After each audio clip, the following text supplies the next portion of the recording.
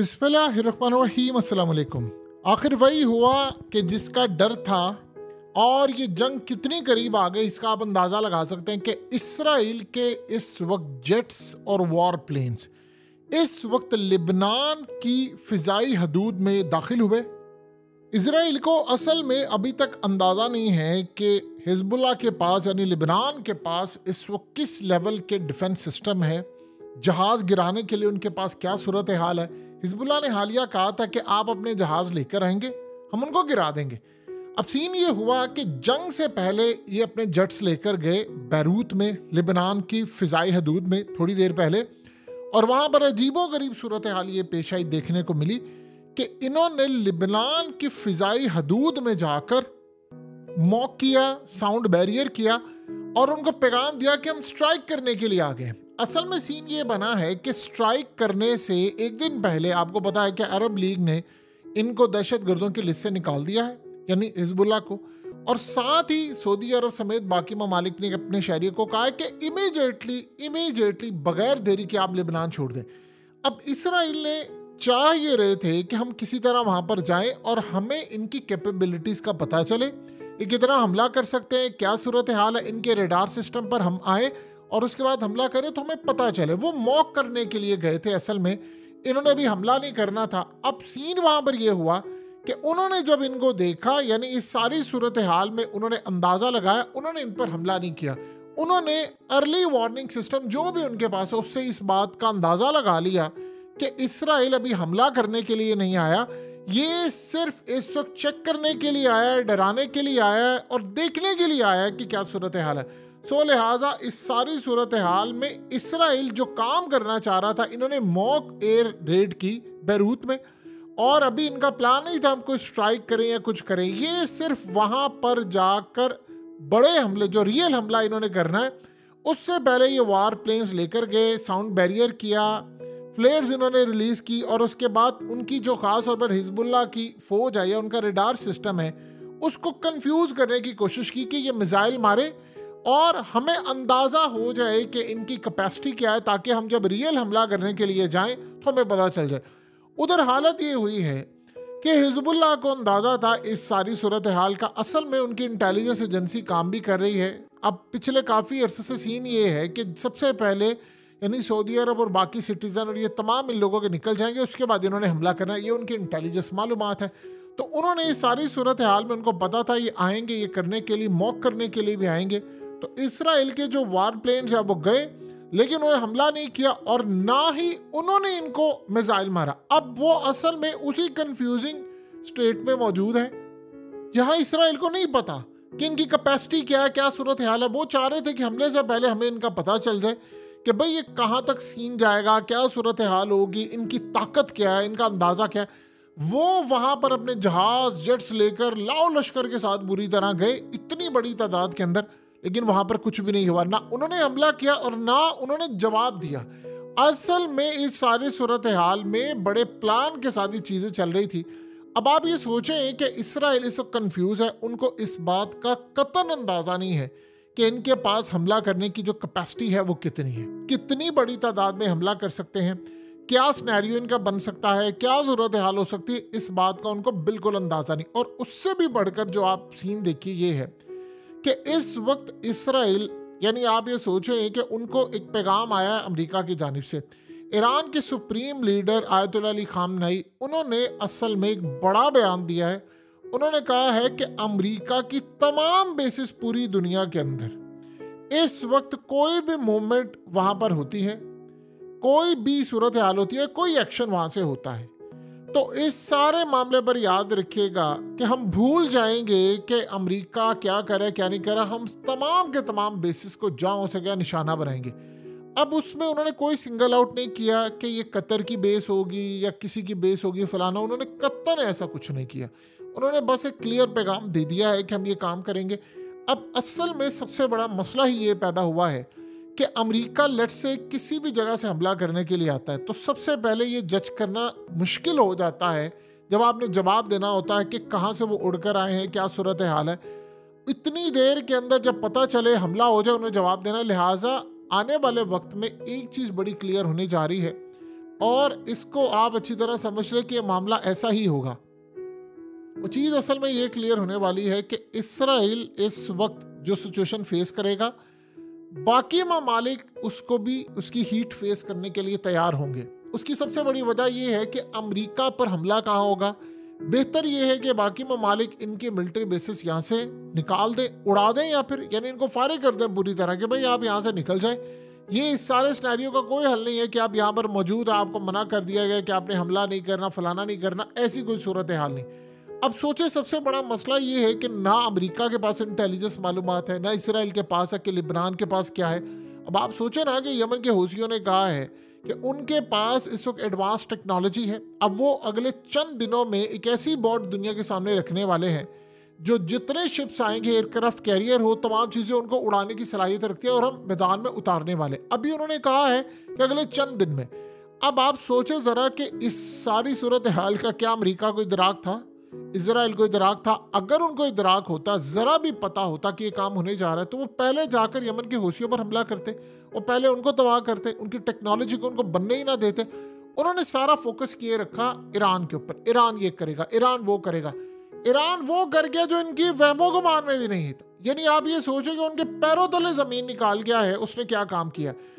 इस वक्त सबसे बड़ा इजराइल के लिए जो चैलेंज बना हुआ है वो ये बना हुआ है कि इसराइल इस पोजीशन में आ गया है कि जहां पर उसको ये नहीं पता कि अगले मुल्क के पास क्या सिनेरियो। आप देखें ना, अरब लीग ने इस वक्त अहम तरीन मौका है दुनिया का, और जंग से थोड़ी देर पहले उन्होंने हिजबुल्लाह को दहशतगर्दी की लिस्ट से निकाल दिया। उसका ये मतलब है कि उन्होंने बड़ा क्लियर पैगाम दे दिया है तमाम, यानी ईरान को, हिजबुल्लाह को, लिबनान को, हौसियों को, कि देखें हमारी आपके साथ कोई लड़ाई नहीं है, हम इसराइल की इस जंग में इसराइल और अमेरिका का साथ देने नहीं जा रहे। आपने हमारे मुल्क पर हमला नहीं करना, ना अमेरिका की बेस क्या करें, कुछ क्या करें, हमने किसी तरह का इनका साथ नहीं देना, हम बल्कि इनके खिलाफ है। देखिए, हमने आपको तब दहशतगर्द करार दिया था जब इसराइल और आपकी जंग नहीं थी, लेकिन अब हमने निकाल दिया है क्योंकि हो सकता है फ्यूचर में एक सूरत हाल, याद रखिएगा, ये भी पॉसिबिलिटी है और इन सबको पता है, खासतौर पर मिडिल ईस्ट की कंट्रीज को, कि देखिए इसराइल ने जंग यहाँ पर रुकनी नहीं है, ये जंग उन्होंने बढ़ाकर आगे ले जानी है। अब सबको समझ आ रही है और तैयब उर्दगान की जो खास तौर पर, याद रखिएगा, वार्निंग थी, उसको शायद अब ये लोग सीरियस ले रहे हैं। देखिए जंग कितनी दूर तक जाती है, क्या सिनेरियो होता है, इसका अभी तक किसी को इदराक नहीं, लेकिन पॉसिबिलिटी ये भी हो सकती है कि फ्यूचर के अंदर हिजबुल्लाह और ये सारे मिलकर जंग लड़े हों, क्योंकि इसराइल ने ये जंग इन ममालिक तक लेकर जानी है। आप जो मर्जी कर लें, ये जंग उधर आनी है। इसराइल अभी तक बाज नहीं आ रहा, ये किसी गलत फहमी में ना रहिएगा कि वो बाज आ गया, वो अभी तक लड़ाई कर रहा है, वो करता जा रहा है। और यहाँ तक का मामला सामने आ गया है कि इसराइल इस वक्त मुकम्मल तौर पर, यानी गजा और ये बाकी जगहों पर शदीद स्ट्राइक कर रहा है, हमले कर रहा है। आप ये देखिए ना कि इस वक्त सूरत हाल ये है कि जो रशियन फिलोसोफर हैं अलेक्जेंडर दुगिन, वो बड़ी क्लियरली आकर पुतिन को कह रहे हैं, जो उनकी पॉलिसीज बना रहे हैं, कि आप यमन के हौसियों को सपोर्ट करें, हथियार पहुंचाएं उनको। उन्होंने कहा कि आप हथियार पहुंचाएं, आप अगर बदला लेना चाहते हैं अमेरिका से तो आप ये काम करें। असल में तो पुतिन ने इस बंदे को लॉन्च किया है, वो उनकी मर्जी के बगैर काम नहीं कर सकता। वो असल में एक सजेशन, वो अमेरिका को पैगाम देना चाह रहे हैं, वो इजराइल को पैगाम देना चाह रहे हैं। साथ इस बंदे ने क्या आकर कहा, ये 20 साल से पुतिन की जो फॉरेन पॉलिसी बनती है उसमें बनाने में इस बंदे का बड़ा किरदार है। अब उसने उठकर ये बात कही है कि हमें फौरी तौर पर हिजबुल्लाह की मदद करनी चाहिए, लेबनान की मदद करनी चाहिए, हौसियों की करनी चाहिए, फलाने की करनी चाहिए। तो वो क्यों कह रहा है? वो इसलिए कह रहा है कि इनको बैक करो, क्योंकि ये जो जंग है ये इसराइल की जंग नहीं है। उन्होंने कहा ये आपस की नहीं, ये पूरे रीजन की जंग है। और वो इस वक्त अगर फ्रंट के ऊपर लड़े हैं तो इसमें रूस का भी फायदा है, क्योंकि बाद में उन्होंने शाम में भी आना है। तो आप इस सारी सूरत हाल में ये ना हो कि अपना सब कुछ गवा कर हम लोग पीछे चले जाए। हमें सबसे पहले काम ये करना है कि अपने आप को बचाना है। अब आप ये सोचें कि जब ये लिबनान की फ़िज़ाई हदूद में एंटर हुए हैं तो अभी तक सबसे बड़ा मसला ये है कि इसराइल की इंटेलिजेंस एजेंसियां, जो हमेशा से दुनिया में टॉप की समझी जाती थी, वो मुकम्मल तौर पर फेल होती हुई नज़र आ रही है। ना उनके पास एयर इंटेलिजेंस है, ना ह्यूमन इंटेलिजेंस है, ना उनको पता है कि उनके पास स्ट्राइक करने की कैपेबिलिटीज़ क्या है। अब आप ये देखें ना कि पहले हमेशा से वो कहते रहे कि जी हिजबुल्लाह के पास 1 लाख के करीब मिसाइल है, अब ईरान के पास फलाना, ईरान के पास ये है। अब इन्होंने जब बढ़ाकर कहा जी 1.5 से 2 लाख है, तो उनके ग्रैंड मुफ्ती ने ऐलान कर दिया भाई हम तो 5 लाख मिसाइल मारेंगे इसराइल पर। याद रखिएगा, जब भी आपने कभी मारने की बात करनी होती है तो आपके पास कम से कम उससे 2 गुना ज्यादा होते हैं, तो आप मारने की बात करते हैं। यानी अब आप ये देखिए, यमन के हूथियों ने ये बात की है कि हिजबुल्लाह के पास इस वक्त 10 लाख के करीब मिसाइल है लेबनान के पास, तो उन्होंने कहा उनमें से 5 लाख तो वो मारेंगे। अब 5 लाख मिसाइल, चाहे छोटे हो बड़े हो, नुकसान ना हो, आप उसका अंदाजा लगा सकते हैं कि कितनी बड़ी तबाही होगी। ये असल जो सूरत हाल इस वक्त पैदा हो रही है, ये किसी के वहमो गुमान में भी नहीं थी। सारे मामला इस वक्त इस तरफ है, सारी दुनिया देख रही है। देखिए, ये असल में एक तूफान है और ये तूफान बड़ा खतरनाक है। ये तूफान आ रहा है और इसको रोकना नामुमकिन है। इसराइल ने, याद रखिएगा, जैसे ही स्ट्राइक करना है, इतना तबाहकुन करना है उन्होंने लिबनान के ऊपर, इतना ज्यादा करना है कि आप गजा को भूल जाएंगे जो वहां पर इन्होंने तबाही करनी है। अब आप ये सोचे ना कि नेतन्याहू की मीटिंग होती है कैबिनेट के अंदर, आर्मी चीफ वहां पर बैठा हुआ था, तो उनसे पूछा कि आर्मी चीफ चूंकि बार बार कह रहे कि यार आप ना जाएं, ये लड़ाई नहीं है, ठीक है हम हार सकते हैं, और उन्होंने यहाँ तक कहा कि हमारी फेवर में नहीं है। फौज में पिछले हम 200 तकरीबन 70 दिनों से लड़ाई लड़ रहे हैं और वो लोग घर नहीं गए, वो कंटिन्यूस लड़ाई है, हम अकेले लड़ रहे हैं, हालात बड़े ख़राब हैं। तो उन्होंने उनसे पूछा कि बताएं फिर हल क्या है। उन्होंने कहा जी आप एग्रीमेंट करें, उनके साथ जाकर बातचीत करें। तो आगे से वजीर कहता है भाई एग्रीमेंट किस चीज़ का, तो उसका फिर हल क्या है। तो कहता है कि हम तब तक लड़ाई करेंगे जब तक हिजबुल्लाह का आखिरी एक बंदा भी जिंदा है, सलामत है। इससे आप अंदाज़ा लगा लें कि उन्होंने कितने बड़े पैमाने की लड़ाई करनी है। देखिए, ये हिजबुल्लाह की लड़ाई नहीं है, इसको समझें, ये ईरान है, ईरान के लोग हैं। हिजबुल्लाह, याद रखिएगा, ईरान की प्रॉक्सी के तौर पर काम नहीं करती, वो ईरान ही है। उसकी सबसे बड़ी वजह यह है कि ये यहाँ पर जो नाकाम हो गए तो उसके बाद फिर ईरान का नंबर आ जाएगा। वहाँ पर जो लड़ने वाले, अब ये जो हालिया ईरान में वॉलंटियरली लाखों की तादाद में तकरीबन 25 लाख लोग ऐसे थे जिन्होंने अपने आप को रजिस्टर करवाया कि हमने जाकर इसराइल के खिलाफ लड़ना है। अब इस वक्त सिनेरियो आप जानते हैं क्या है। इस वक्त ईरान ने बड़ी तादाद के अंदर यमन से काफिले लिए हैं, शाम से लिए हैं, इराक से लिए हैं, ईरान से अपने लोग लिए हैं, अफगानिस्तान से, और दुनिया भर से जो लोग हैं उनको लिबनान तक पहुंचा दिया है, उनको ट्रेनिंग दी है, उनके पास सुरंगें हैं, उनके पास बहुत कुछ है।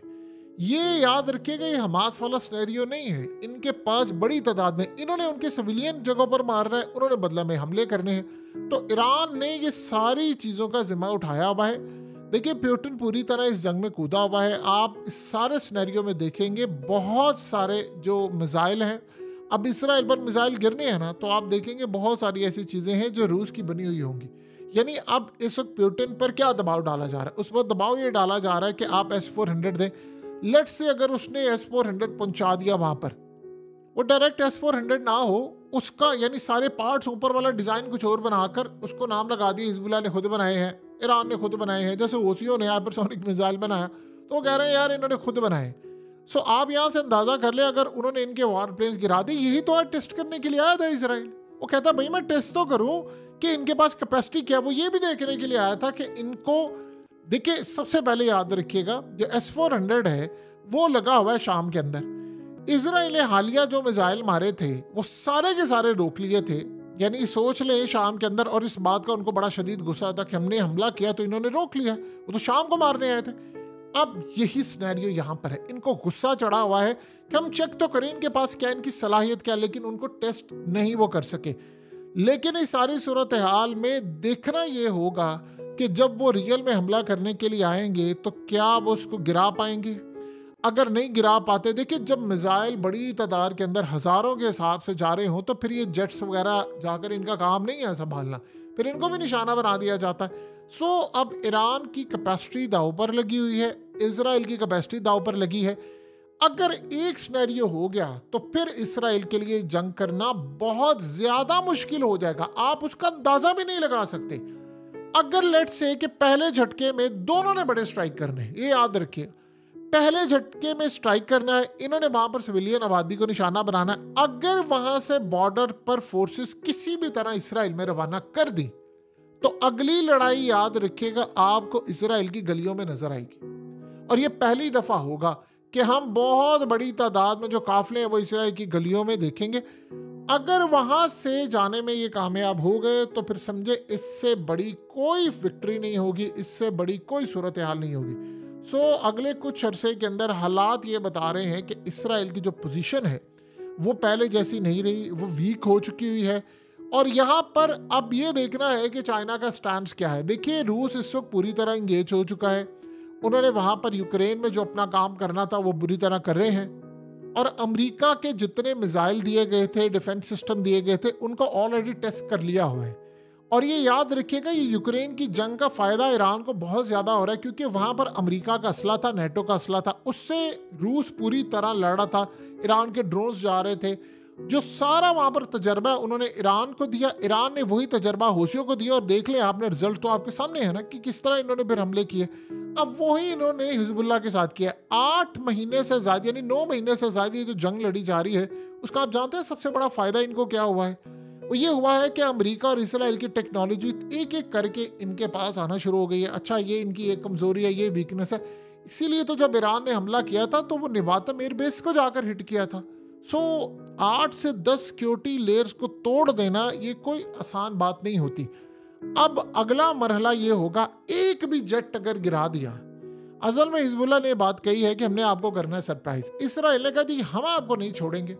अगर एक भी जेट इन्होंने गिरा दिया तो ये अब तक का सबसे बड़ा हमला होगा, ये याद रखिएगा। एक भी जेट अगर गिरा दिया इन्होंने तो उसके बाद फिर इसराइल का बचना, उसका दोबारा टेक ओवर करना, चीजें करना बड़ा मुश्किल होगा। क्योंकि आप एक दफा गिरा देते हो, और ये भी देखना होगा F-16 गिरता है, फिर उसके बाद F-35 है, डेविड स्लिंग है। उन्होंने कहा कि हमने इनकी डिफेंस लेयर को तोड़ना है। अब क्या साइबर हमला होगा? क्या इस सारी सूरत हाल में इनका पूरा कम्युनिकेशन सिस्टम जाम किया जाएगा? ये देखने वाला इस वक्त मामला होगा, और हम ज्यादा दूर नहीं हैं इस आखिरी बड़ी जंग से।